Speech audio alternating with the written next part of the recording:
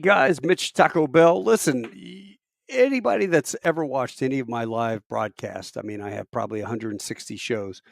They have a common theme throughout a lot of them, as I have interviewed so many helicopter pilots. Probably one of the highest rated shows I had was interviewing Robert Mason, who wrote the book Chicken Hawk.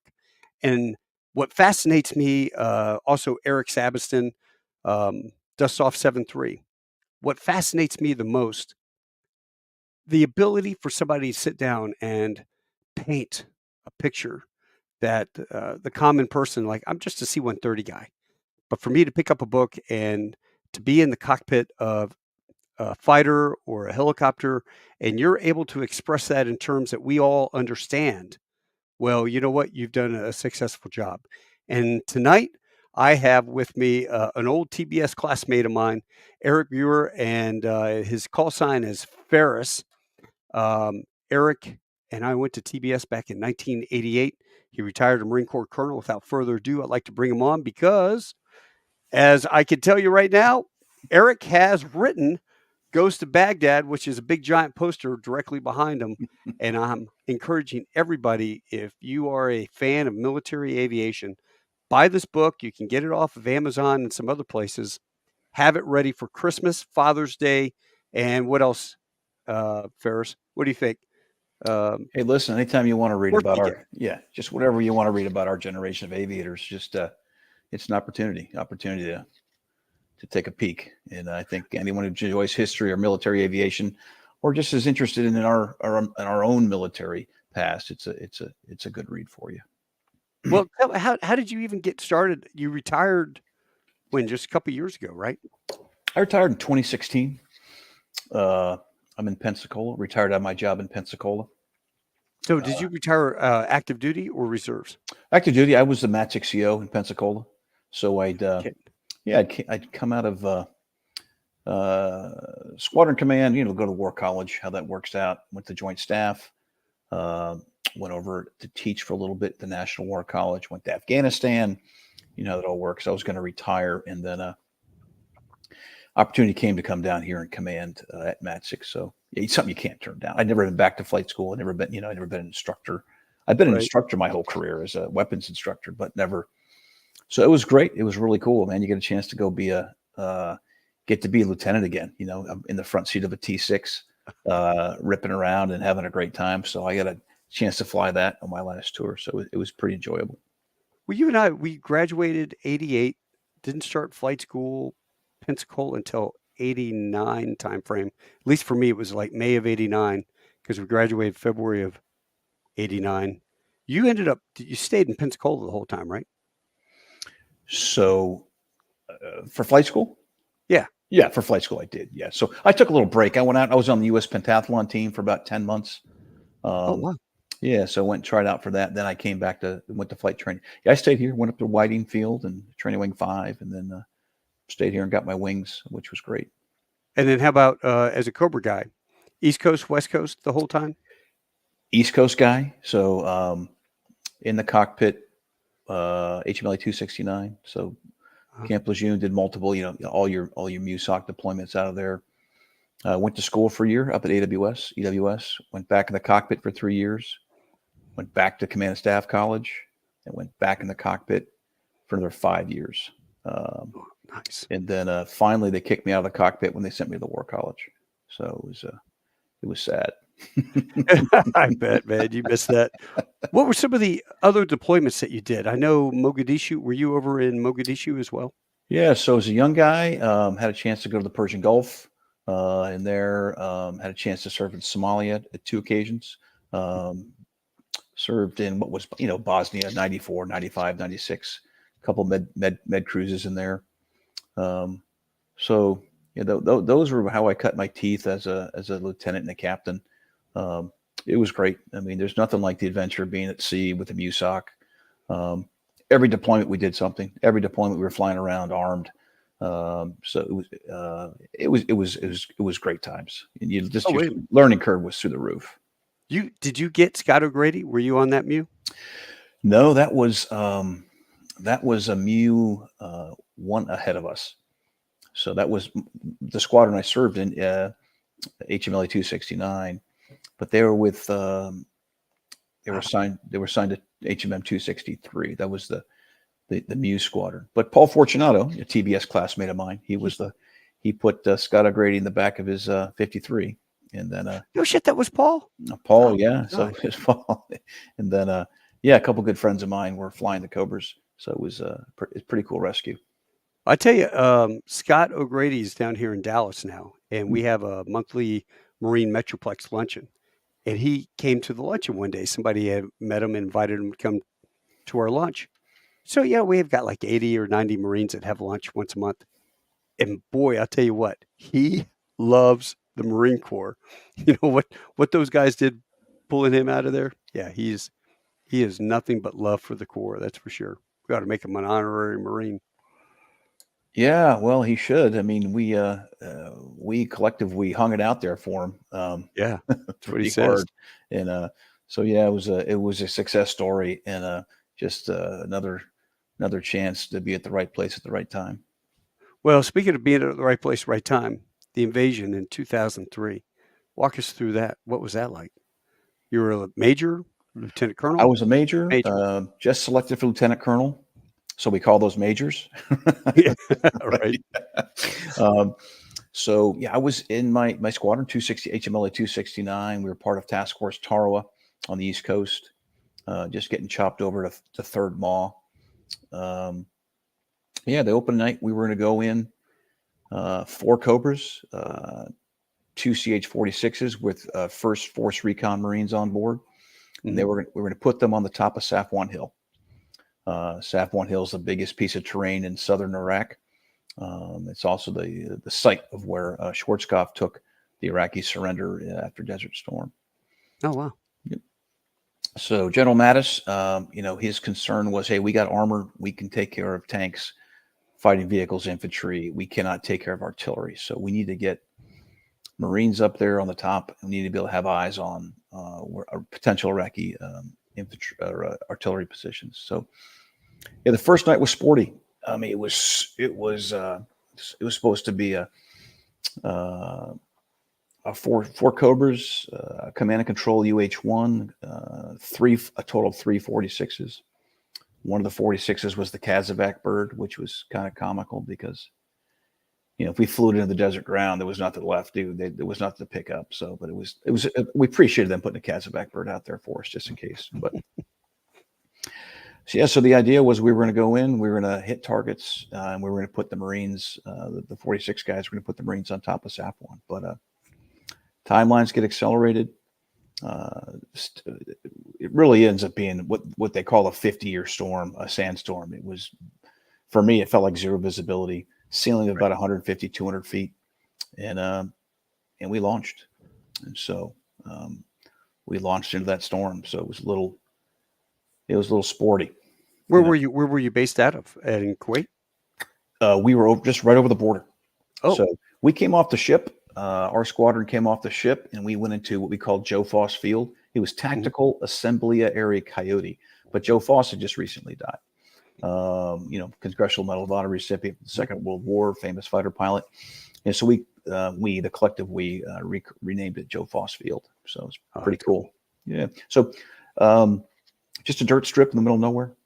Just a bunch of Cobras, 46s, a couple Yankees from VMGR 452 down there doing God's work. So we took off into the storm, and it was wild. It was one of the most challenging nights I've ever flown in my life. Somehow, by hook or by crook, we found our way to the target, and then began engaging targets. And you quickly realize that you're going to fight like you train, and we were fighting the weather. We were fighting each other in a lot of ways, just because it's just very difficult to communicate. And of course, we were fighting at the time. I guess it was probably 35, 40. There 8, 10 vehicles. I think we hit 5 or 6 vehicles in the area. A lot of confusion, a bunch of chaos. The 46s are doing their best to get the Marines in. They just can't. I mean, they don't have any division, we call it DVE, degraded visual environment, like a LiDAR, some type of ground mapping so they could see through the dust and the storm. They just couldn't. And these were great crews. They just couldn't get the Marines on top without damn near crashing it. So multiple attempts. We called the mission. And so call the mission. We all head back. We all somehow find our way back to Joe Foss Field, and we set it down. And we look, we all look at each other saying, we can't do that again. Like, we'll never survive that again. I was I don't know, probably close to 3,000 hour guy, a couple 400 or 500 hour goggles. I was a weapons school guy. And I'm like, I'm going to die. I go here again, I'm going to die. I cannot survive another night like this. And you're saying the ceilings were only 150 feet? Yeah, maybe 200 feet. But so you're trying to maneuver and fire on bad guys at 200 feet off the ground? Oh, we're below 200 feet for sure. Yeah, we're just right over the top of the ground. Just trying to find them, engage them. But again, the visibility was so poor. Right. I'm talking to my front seater, who's just a superstar, and he's like, "Hey, I can't see him." The first couple of vehicles, I'm like, "Hey, can you hit him with a tow?" He's like, "Even through the flare, we can't get him." So it was the opening night was all rockets and guns, pretty old school, really close. And a great wingman. My wingman's just, both my wingman and his co-pilot were just done Afghanistan deployments. My wingman, a guy named John Barranco Bus, was on loan from the weapons school to us in the squadron. So I had the privilege of him as my wingman. So he was great. So they were fantastic. The weak link in the whole thing was me. Was just the truth. You're just trying to build SA. You're just trying to trying to lead in ambiguity is just nearly impossible. Like nothing was everything was new. Like there was nothing I'd seen before. We trained in a lot of different ways, but everything was new. And we're just, in my case, just trying to make good decisions, right? Good decisions at every microsecond as time goes by. And things just weren't progressing the way I expected them to. And so we just kept pressing. So, and then, like I said, eventually, well, walk me through as a 130 guy, slow and low sometimes on small strips. But for you guys coming in on attack, are you doing running attacks, or can you pop out of the clouds and then kind of hover for a second, moving slowly forward to keep lift, or how would you guys do the attacks?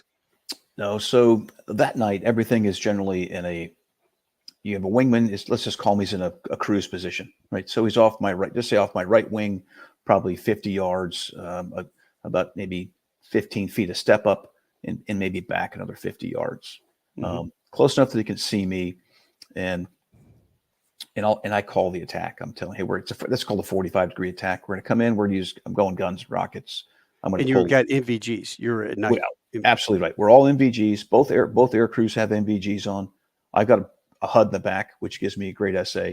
And my front seater has a flare, a full targeting flare. So we call it the bucket, but he's looking through goggles and he's looking through the flare, trying to pick out targets. When he picks out a target, he'll lock it. He'll laze it, image auto track it. So they'll track the target. And if he can't shoot it, what that does, it superimposes my rocket reticle in my HUD over the target, which is helpful. It also does the same with the gun. But again, the gun's the most accurate way to shoot that gun is from the front seat, just because you get that flare, it's gyro stabilized. It makes shooting a lot more accurate. But is that through the helmet, like a Apache, or? So we can shoot it that way as well. So we have rails, so you can shoot it off access from either seat, just where you look. I talk about that. I talk about some of the technology in the book. We don't. Everyone wants you to use it because they spend a lot of money, developing it. But it's a rail that attaches the back of the helmet. There's a monocle or a sight that drops down, and it should be able to, wherever you turn your head, left or right, the gun moves with you. It's terribly inaccurate. It's heavy. It's bulky. It's great doing it on a test range, out in Yuma for a 2.0, but you can't wear it for 13 hours a day. And Right. so we, in my flight, we never used it. We got rid of them. They were just too difficult. Would you So guys, would the front seater have a joystick that he could absolutely. control the gun? Front seat's got a trigger on the left hand and a joystick on the right. He moves the Oh gun. man. Yeah. So he's very accurate. And then the way I off like that night, I shot a chunk of the rounds are fixed forward. So it's old school. I mean, it's Yeah. old school. You fix a gun forward, you have a gun reticle, and you squeeze and you kick pedals, and that's through the HUD that you that's can your sit there and do that. absolutely. Jeez. Yeah. Now, are you doing running gun attacks, or are you, like I said, coming in and kind of No, you're not going slowly to hover. hovering to acquire? No, you get disoriented. You'd kill yourself doing that. We're Oh, not Cobra. We're not built for that. Whiskey model Cobras aren't built for that, especially at night. right.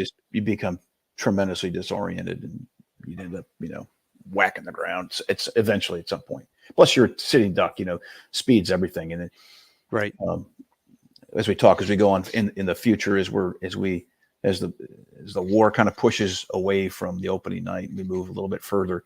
Most of our attacks are all as high speed as you can, Yeah. kind of slashing attacks. Did you guys get any SA7s or anything at you? This first night, no, nothing there. That first night, in the follow-ons, yeah, there's a lot of misreps of SA7s or 14s. You don't know what they are, or RPGs. Everyone, you read about how you can tell, guys, oh, it's corkscrewing. That's bullshit. It's a Mach 1.5 missile, like Mach 2 missile, RPGs coming at you, and God knows how many feet per second. It's long past you. I mean, it's long past you. So either. What scares you more, the RPG or a SAM? Well, I think, I don't really think about it that much. I really didn't think about it that much. You just press the I believe button. The thing about SAMs in particular, let's call them SA-14s, 16s, 18s, the man portable ones, is Right. the enemy had to take some time, right? So once you have a missile and you have a battery pack, you put the battery pack on and it cranks up and it cools down the seeker head, right? That's what cools the seeker head to find your hot engine. It looks for your exhaust in a certain it's a micron range. So it's a big commitment by the enemy to do that, because once they put that battery on, spool it up, that battery's gone. And they don't have a real good supply chain. So they don't want to waste it. Right. And so the shoot downs that it did occur over the next several years were done where places that they knew there was repeat traffic. And so they were willing to risk, hey, we're going to put a battery on here. We know it's going to happen. We're going to get a shot off, and we're potentially going to get a kill. And of course, they became pretty effective at that. But I didn't really care one way or the other. I mean, there's so much on my plate. I wasn't, in the back of my head wasn't, is there SAMs out here? Are there, there are RPGs, or there heavy machine? You just, you're in tune with that ground fact eventually, Right. go up this first, you're talking to him and you listen to his mission, and you adopt his mission. You're his guy right now. So all our focus is, it's a 30-second fight. It's a minute fight. And it's 1,000-meter fight. That's it. Everything else is kind of like you can't worry about it, because you have to put all your attention exactly what you're doing, for your co-pilot's sake and for your wingman's sake. Right. Who did we lose? We lost gunshot 6-1. Martini and Oprah. Martinez, yeah. So that was a West Coast Gunshot squadron. 6-2. Yep. I forget the name. I should It's know either the 6-1 or 6-2. We lost to Cobra in outside of TQ. Yep. By I think it was a SAM 7 got him, or SA-14 or something. But yeah, that was a horrible loss. I think that was a little bit, yeah. Let me messages board me. Yeah. So again, that wasn't really always in the forethought of anything. People weren't worried about that. You had a day job. Would you ever see? I mean, could you see an RPG? You see in the movies, it looks like it going right at you. I mean, is it that accurate, or do they have a timer for an airborne? Airborne. Yeah. So there's proximity fuses on those. There's time fuses on those. I just think they shot them ballistically. I don't think those guys were, most of the people we dealt with early on, some of the formal forces know how to use them, but your Saddam Fedayeen guys, and his deployments went by, wherever they came from, Syrians or Iranians or whoever jihadi was on the way down. They didn't break out the RPG-7, tactics and procedures book. So I don't think they knew how to set timer. I mean, they used them effectively, but yeah, you could tell when an RPG came up. I mean, my wingman and I would go, "Hey, what do you think that was?" I'm like, "I don't know, but it was fast." So, oh, really? Yeah. Hopefully the wingmen catch it. Hey, Kim, for 3:00, man, let's go back. Nah, you just let those go. Never Really? turn back. Yeah, no way. No way. I mean, they're not just so. No names, but I remember deployments. Another year or so later, I'll say a year or so, a buddy of mine came in, and he was a skipper of a squadron, and they were it was their first or second night, and they had a couple really hellacious first days, and they were a little anxious, and they were going into Camp Blue Diamond, and this is a section of transport helicopters, and they take off out of Blue Diamond, and the crew chief calls taking fire, and so they turn back around, which I don't know why you would do that, but they turn back around, and they pump a couple hundred rounds into the Blue Diamond exchange, and shut up tobacco and beef jerky and potato chips. It was so that was no one was hurt, but it was one of those you just gotta be careful every time you put your finger on a trigger. Oh, good Lord, man, that sucks. Oh man, we had the lily pad at TQ, and I loved all those guys. They were awesome. You just take cigars over to them, and man, there was one guy. There was a Cobra out in the lake doing a FCF, Mm-hmm. and he was loaded. They had full armament, and he was just going out and do the FCF, and then I guess they would do something else. And we got a call from the tower, and we kept hearing this boom, boom, and it wasn't EOD doing their controlled dets. I'm like, what the hell is that?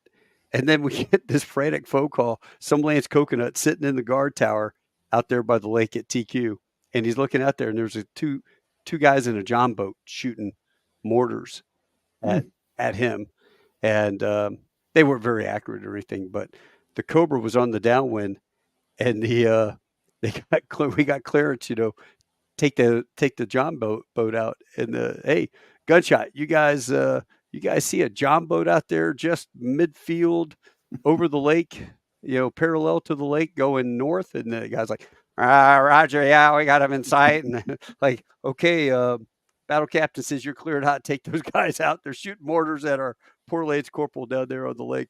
And those dudes came in, did a gun run on them, and that was it.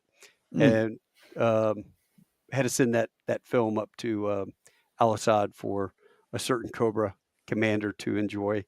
I think it made the morning hits the next morning. Yeah, I don't recall any people trying to get across on Lake Abaniya, but I'm sure that was a first and a last for them. yeah, that was not a good run. Well, tell me about your mission that you ended up getting the DFC. What was that mission? How'd that entail that night? So I think primarily, it's so our cycle came through the opening night. I kind of break it down. The opening night where we kick off the war, and we work our way into Nasiriyah, and then we have a sandstorm that hits, pretty much shuts down all air ops. And then we crank back up again, and we go. How long did that take? About 2.5 days, couple days. It shut the ground war down. I mean, it was right. You talk to Marines. I had a chance to interview a bunch of friends and new friends when I was writing the book, and it was raining orange mud. That's how they described it. It was just because you had a combination of a kind of a small mixed with rain and this front, and it just picked up the dust and it just infused it with water. So we got back out, and then we went back into Nasiriyah. So that's where we really began. The battle space matured a bit. We had we had East Coast Marines and West Coast Marines there. So remnants of First Marines, Fifth Marines, and then Task Force Tara, which was primarily at that point 3-2-1-2 in a battalion from Sixth Marines.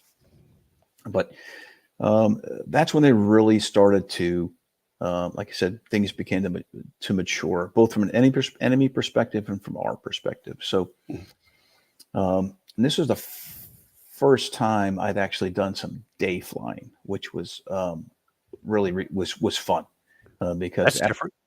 It's different. It's primarily night guy, and so we're working our way into Nasiriyah, and we work in day into night.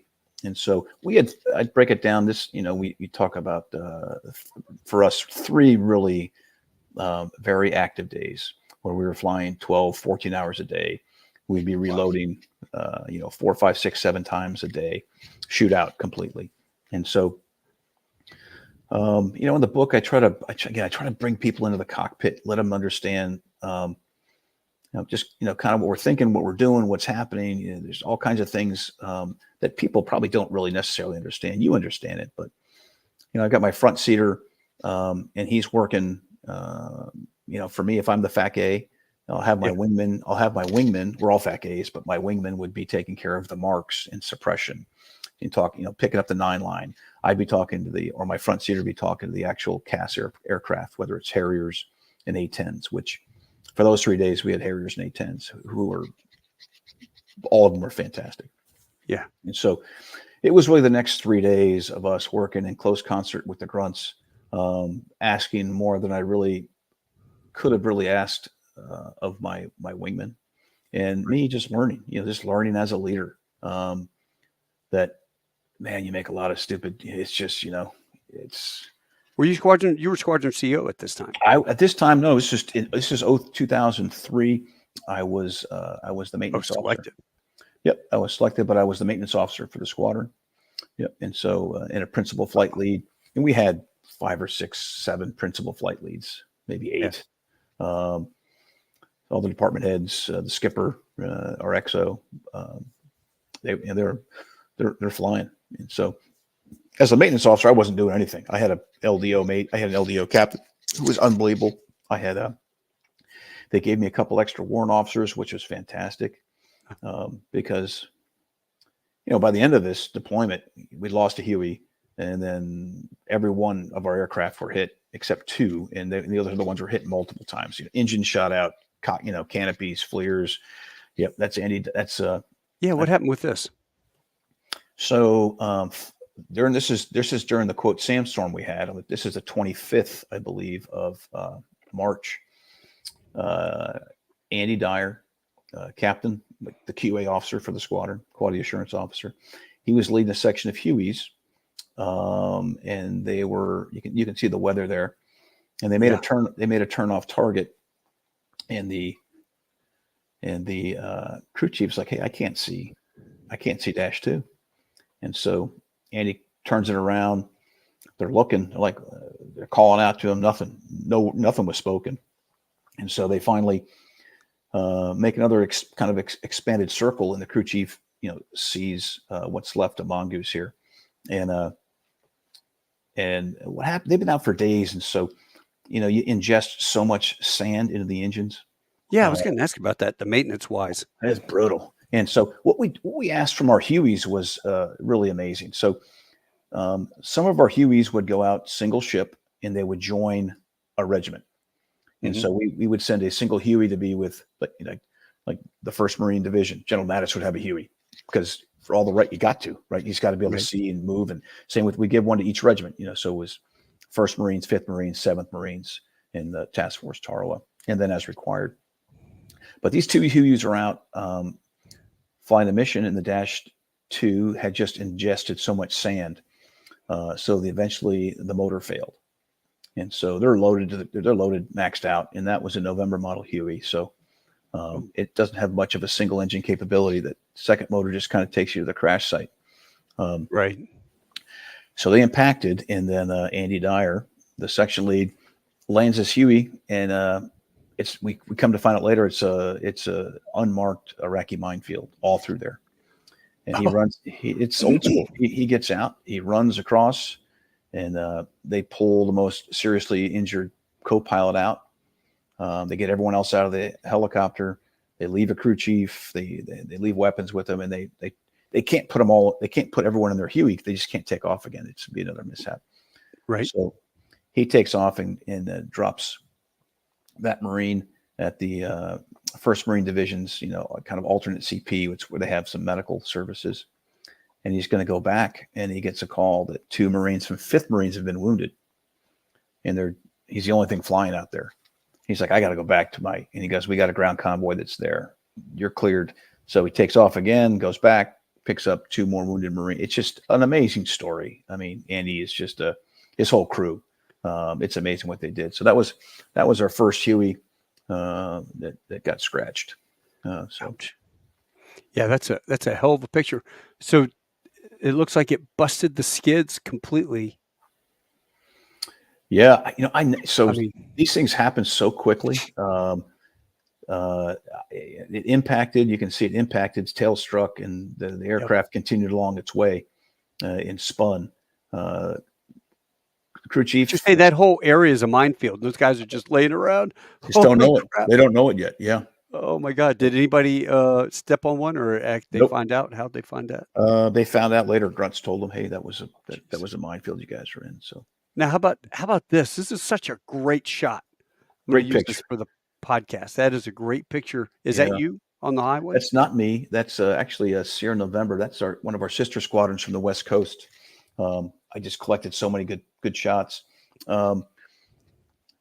So we would take off and we'd go deep, and we would run out of gas, and we'd run out of ordnance. Right. And the planners had done a great job of ensuring we had mobile fuel and ordnance teams and some maintenance embedded in those teams all over the country. There was probably 10 teams. I don't know the exact number. I should, and they were everywhere. And oftentimes they were ahead of the lead units.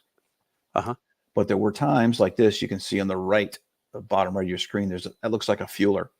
And so we'd pull up and we'd land. And if we could take Jet A, we'd take Jet A. If it was only an LAV or a AAV, we would ask if they had any spare gas. You could pump diesel in these. You can put diesel in the Cobra. It really? Oh yeah. You could put a ham sandwich in add a little. Thing will eat it up and crank. Yeah. And so oftentimes you'd be out in the middle of nowhere. You're a C-130 guy, so one of the cool things would be FARPs. The FARPs they would build. So these were these mobile FARPs. I remember one time in the middle of nowhere, and there's a C-130 on the highway just by itself, and we were told that's where we can get gas. And we land, and we're like, "Wow! Like, how did these guys get here?" They landed on the highway and back taxied, and then opened up the put the Shell sign, Exxon sign outside, and said, "Hey, come get gas, fellas," because we used to do that all the time. We'd land somewhere, hook the hose up, and then we could refuel. Like when we did the invasion of Haiti, and we flew all the Echo models. We had 2 birds refueling those guys, and then the Deltas we had to stop on the islands and refuel them. But I think that was either Rangers or Yankees that was out on the highway, and there's a great picture of them being the mobile Texaco. Yeah, no, it's fantastic. Those guys did a great job. And the MWSS guys setting their stuff up too. Yeah, that was impressive. I thought this was a great shot. Talk about this. All the guys laying out there. Yes, same idea. Stuck in sandstorm, so stuck ashore, and just trying to do the best they can. Sleeping bags and MREs and some water, and leave me alone until someone calls for us. So it was interesting. So that I was part of Marine Aircraft Group 29. And you remember from the basic school, Major Milstead, right? Oh, yeah. Yep. And so he Boomer, baby. Yeah. He was my air group commander in MAG 29. And he had to be my wing commander on my 3rd tour. Great guy. But he was like, hey, listen, we're not staying on the ship. We're not staying in Kuwait. We're packing this air group up and we're going in. We were the only air group in Iraq. So we packed the whole air group up, and he put us just south of Talil. this a former MiG base, Jaliba, whatever you want to call it, and we operated out of there. And so it was great because we could operate out of there. We had full maintenance capabilities. We kept a couple helicopters on the ship, which was ideal for us because we could cycle battle damaged aircraft to the ship and get fresh aircraft back. Another small point, but I mentioned the book. Our ship's captain, we called her Mom. Captain was amazing, and she never went off station. And she's like, "No, I'm staying on station. As long as you guys need us, we're staying here." And that's just how it's going to be. Right. So it really let us generate a lot more sorties because we had fresh aircraft that were coming off the ship. Just another, those small things allowed us to generate a lot more sorties and support the grunts. And the fact that we're in Iraq certainly helps us because we're a 10-minute flight to Nasiriyah. And then, of course, as we move further north, we jumped the air group again, just outside of Baghdad. We found another airport out there, and we jumped a lot of Cobras, some Frogs, some 53s. And then we would finally jump again. We go all the way up into Al-Qut. And so pretty amazing. Our jump, ashore would take months of planning. The same thing with our second jump. We went up to Salman Pak, just outside of Baghdad. That would have been months of planning, and we did it in, I think, 36 hours. Days. Yeah, it was amazing. There you go. Yeah. Boomer's in the middle. It's Brian Kennedy on the right. Howdy. Another one of the principal flight leads, just great American, great guy, good friend of mine. We were just out at Marines Memorial together, giving a talk about the book and our experiences. So he plays a key role in the book, and it's one of my favorite. That's in Rhoda when it's all done. Thank God. Yeah, that was coming back, right? That was coming home. That was nice. Yeah, I tell you what, he is, and still. I mean, you remember him from TBS, and I show up now. I'm a reservist, been out for a while, out of the game, and I show up in Iraq, and who do I see? General Milstead. It's like, sir, holy crap, haven't seen you since TBS. And then to be around him constantly, I see him about once a year. He comes down to Dallas. He's come down with Susie, and love the Milsteads. Great people. Yeah, he was great. I tell you, he's hours and hours doing interviews with him. I've saw him last September. I'm trying to get up there in next month. My wingman's co-pilot, so Howdy's co-pilot. I'm sorry, Howdy's section. So Brian Kennedy had his own section, the combat section. His wingman, his co-pilot at the time, Country Meyer, is going to pin on 1 star, and oh wow, and be that the deputy MEF commander job out of Lejeune. So try to get there to see him because the second book is almost done. My second book, which covers 2004 and 2005. Holy crap! Yep. What's the name of that one? That's called. It's titled "Devil in the Triangle." So you'll see as you read, you get when you finish up Ghosts, you'll see. I lead in with a couple pages of the first chapter. Yeah, and it's it's obviously the next 5-6 years we were in the Sunni Triangle. So the book kind of ends. Ghost kind of ends in Tikrit, which is Saddam's hometown, and it didn't end. I mean, obviously we flew for months after that, but for us, we knew that phase of the war was going to be ending pretty soon. But so we pick up in Fallujah on the second book. So Phantom Fury in 2004? 2004. Yeah. Nice. Yep. Man, I'm excited about that then. Yep. Love to hear about that. Yeah, so you went from TQ having the tents to going back there when they had the cans later, right? No, I was there in Al Taqaddum in 2004 and 2005. We all left in the late summer of 2005. So you were just in the tents over there. Tents. We lived in tents, right by the flight land, close to it. A little sprint away to the HESCO barriers. Yeah. When I got there, I'm having a mind fart. I ran into a guy from flight school. He was a 46 guy. And he goes, "Hey, Taco, could you do me a favor? Do you know who the mayor of TQ is?" And I'm like, "Yeah, it's this guy. I see him at meetings. And could you tell him that we got a dead animal under the wood floor of our tent? And they need to come up here. Engineers need to find this thing. It stinks bad." I'm like, "Really? Come on, that bad?" And he goes, "Yeah, stop by my tent, or meet me at Chow." And we left the Chow hall, walked back. We go into his tent. I'm like, overpowering smell, the stench. I'm like, there was something wrong with their tent. There's definitely something down here. So I send the engineers. I tell him the engineers come over. They look and they go, "It stinks, but we can't find the source. There's no dead animals under the floor at all."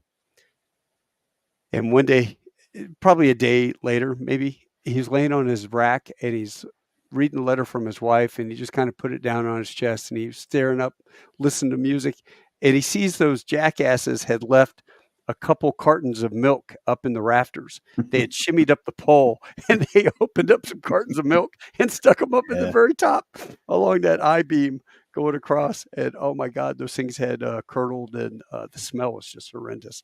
But that was the source of the dead animal smell. So it's always nice you guys having a little sense of humor, Yeah, I didn't. I can say I didn't do that. I wasn't that far thinking, but yeah, that's a nice one. That's a good pull. especially 140 degrees out there. Oh my God, that was hot. But you guys had a great little cigar bar right next to the headquarters with a 50 cal. I just remember they had 50 cal shells with holes drilled through them, and there was a wind chime. So you would sit there, and they always had music playing and big chairs and smoke a cigar. And I'd bring cigars over with those guys, listen to the stories. I mean, you're talking about the in the tower, the outdoor little area in the tower, or someplace else. Oh no, over there by you guys on the lily pad. Oh, in the flight line. So yeah, the flight line guys had Cobra guys, and the skid guys had a little area. Yeah, we built a little hardwood tent, for lack of a better term, a porch. Yeah, the porch. Yeah, porch. It makes me always wonder what happened to all that stuff that we did over there. Just got burned and blown up. And so a chunk of the porch is in the Naval Aviation Museum here in Pensacola. Really? Yep. Wow. Yep, it's here. There's a whiskey back there. It came sometime. No one called me, but that's okay. But yeah, hey, go over there, volunteer, put your name on it. Yeah, no, I think so. I'm sure someone put their name on it who may or may not serve there. But anyway, I don't know. I know there's one back there. I haven't seen it yet. But when I did go back there, I saw the portions of the porch that were back there, which is pretty cool. That is cool. I'd like to see that. That would go well.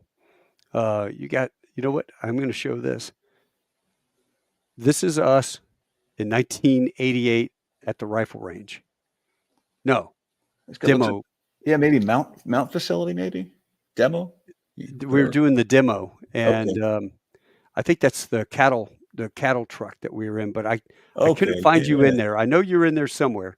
I think I'm far right. You're far right. Yep. Next to that's Sammy DePaula with the glasses. Okay. I'm looking at it. I'm looking at the far right. Yeah, right down in the middle looks like Mike Brown. I served with Mike. He was stuck around for a while. I see Walt Audsley in there. Yep. That's so funny. Mike did recruiting duty with Mike Brown. He was the OSO up in Milwaukee. Okay. Yeah, kind of fun. What a stuff. good dude. Yeah, what a good guy. I always liked hanging out with Mike. I've got one thing I promised somebody I would do, if you don't mind, and he just wanted to say hello to you, but he couldn't get on here. Can you hear that? Can you hear it ringing? Hey, sir, I have Ferris on the line. You talking to Eric, huh? Yes, sir. Can you hear that, Eric? General, good afternoon. Good evening. How are you? He says, "Good afternoon, sir. Good evening. How you doing, General?" It's a one-sided conversation. He can only hear you talking. Oh, I can hear you. but I can't hear Eric. No, because I've got it through the headset. I wish we could have gotten you on the podcast too. It would have been made the night, but as I told you, it was a surprise last minute save round deal, and I really appreciate Eric taking the time to come out. But I knew you would want to say hello. Yeah, and you gotta read that book. That's a special book. That's a good book. Yes, sir. Hey, Pastor Ferris, you can hear me, but on the 9th of May, they're promoting Country to Sam. They're promoting him there to 1-star, and Howdy's going to come down. I think Mike Flash Richmond has. So if you got nothing to do, you come up here and drink some of my beer. Over. Matt, please let him know I'm talking to Howdy and Pez and the whole crew. He's talking to Howdy, Pez, and the whole crew, and yes, sir, he'll try to do that. Yes, sir. Right. Well, good. Hey, send me the link because I want to hear the interview. I bet it was magic. I sure will, sir. You take care, and you have a great night. Give Susie a hug. Hoorah. Okay, I will. See you later, Ferris. Thank you, Taco. All right, take care, sir. Bye-bye. Yeah, I wanted to get him on, man, just to do a little surprise thing because he is your biggest fan. I'm telling you. Oh, listen, he's been a mentor and a leader for thousands of us out here, particularly in the aviation world, and a great role model. And it's always fun spending time with him. And it is absolutely probably the best boss I've ever had. Because I worked for him, being down at TQ, but I worked for him up at Al Assad. And then we had General Whistler, who was our MLG guy over at the ground side. But I love Boomer. What a stud. The godfather of Cobras. So I'm going to end here. Is there any great vignette story that you tell on your speeches on the rounds when you talk about a Cobra? What's your funniest story about a Cobra? Time in a Cobra. Yeah, I don't have any funny stories in a Cobra. I just don't. Or what's your best vignette that you talk about? So listen. It all depends on you analyze your audience, you talk to your audience, who they are. One of the things I talk about is I was doing the Low Level Hell podcast a while ago now, a year or so ago, and I was talking to him about a specific day in flying, and he's like, it's just another Tuesday, he said, and I'm like, what do you mean? So this is a guy who'd done multiple tours in Iraq and Afghanistan, the 14-month grinder tours in the OH-58 Deltas, and he says, well, this you talk about you lost tail rotor authority, you try to kill yourself and your wingman, you had a very, very long night of really high-end kinetics, a lot of shooting. Meanwhile, you've got a couple friends that are doing these big missions this whole night, and it was Greg Sturdivant, Sweet Pea, who taught us engines and API. He was on the 1st of April. So this is the 1st of April. It's just another Tuesday. So I take off. I go to this FARP no one's ever been before. We land. It's just it's brown out. You can't see anything. But we find our way over, and my wingman says, "Hey, my number 2 engines won't start. We usually shut one engine down when you refuel." And I'm like, "Okay, I gotta go meet our XO. I'm out. Hate to you're secure here, but I gotta meet him." And so I take off, and I immediately lose tail rotor authority, and I just start spinning through the sky. And my wingman's like, "Hey, we're just waiting for the explosion because you went off spinning." That just means the tail rotor doesn't provide enough lift, or enough, counter torque for the main rotor. Right. So we finally get out of that, and we're shaking in our boots, and we get over to the location of another FARP where my XO's waiting for me. Great guy, Spike Hardison. And on short final, we set it down and we get mortared. And I'm like, okay. And you look down the line, you see a Marine's wounded, Marine drops. And we're like, holy crap. So we crank back up. We're going to go look for where these mortars, they can't be that far away. But your tail rotor's still yes. No, tail rotor's good to go. I was just overweight. And so what happened, I took off, and my co-pilot saw a truck in front of us. And so I didn't have another 5 seconds to get my speed up it's called, get through translation lift so the aircraft can fly. So I just pulled power to get up so I didn't hit an obstacle. And you pull too much torque, the tail rotor can't counter it, so you spin. Oh. Yeah, you spin left. Oh, so the tail boom comes over your shoulder, right? One turn, two turns, and it's you're gone into a cloud of dust in the middle of the night. And I was just wings level. My co-pilot's like, take power out. I'm like, I'm not taking power out. I didn't tell him that I have time, but I ain't taking power out. Probably at about 50 feet, we should get above, the brownout. And we eventually did. And I, pushed the nose over, took power out. We eventually flew out of it, but it was not a way to start a night. So interesting enough, as this wounded Marines there, I'm getting out of the cockpit. We shut down and I hear this voice.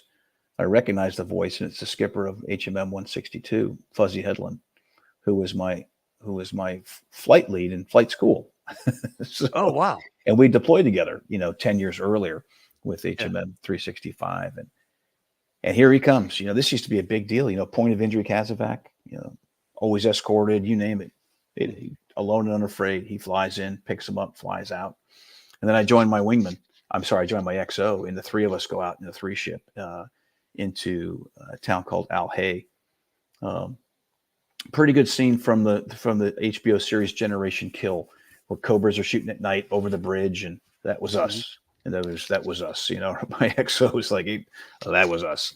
Not that there was no one take credit for anything. It was just like, that's what it looked like to us, and it reminded us of that dramatically. So long night, another one of those long days. And as I'm telling it to the low-level hill guy, he's like, just another Tuesday, right? We all have those days. I'm like, well, you're right. It's almost like a career's worth of experiences packed into 5, 6, 7 hours or whatever it ended up being. But yeah, all good. Well, listen, I appreciate you doing this show. Number one, this is important stuff. And it's something that drove me to write this book. Like Mitch, when you read it, it's not about me. You'll realize that very, very quickly. It's about all of us. It really is. Collectively, the collective we who helped me put this book together. Hundreds of hours of interviews. I got to talk to old friends and just BS, kind of what we're doing now, in a mission to preserve some of our legacy and some of our history. And so you have to see the world through my lens. That's just a cost of doing business with the book. But it's their story. It's the story of a generation. It's a story of young men and women who were, tasked to do sometimes the impossible. And they did it as you'd expect every Marine or servicemen or women to do. They grind it out. They just do it. So didn't want to let another 20 years go by before we told this story. So. Well, I tell you what, I've got mine on order. I'm going to send it to you. And if you shoot me your address, I'll mail that in a coin out to you with a thank you card. I really appreciate your time. Yeah, my pleasure. Also, need to get you hooked up with Bob Patterson, Medal of Honor recipient, lives out there in Pensacola. That guy's a stud. Love it with him, especially love take him hunting. Well, I tell you what, brother, I can't thank you enough for filling in and jumping in the last second. So if I don't get a chance, I owe you a beer. If you make it through Fort Worth or you ever fly American, I'm on the 737. Just let me know, and I'll take care of you. Cool, man. Appreciate it. All right, brother. Take care. Have a good one. See you. All right, bye-bye. Well, folks, certainly do appreciate you joining us today, and that was Ferris Buer. So if you guys can buy that Ghost of Baghdad, like I said, I'm going to put a link on there for Amazon on the show tonight, and feel free to download. I think you can buy one. It was $25 for the hardback and maybe $2 for the Kindle version. But you guys can have that in the gift closet and ready for that next Marine's birthday, Christmas gift, Father's Day, and all of that. And as I've said numerous times, I am so enamored and impressed with somebody that can take the time, sit down, and like he did all the interviews, but to be able to put all of that together is just mind-blowing to me. Hats off to Ferris. So you guys take care. Adios, hasta luego. Sa wiedersehen, tschüss, sheshini, au revoir, domo arigato gozaimasu, tano shinde kudasai, ciao, arrivederci, tashakur, assalamu alaikum, mahala, do widzenia, das vidania. Until I see you guys again next week, you all have an awesome day. Take care. Oh, I kind of like that music. Let's see. Should I do this? I think I'm going to do this. You guys have a good one. Bye-bye.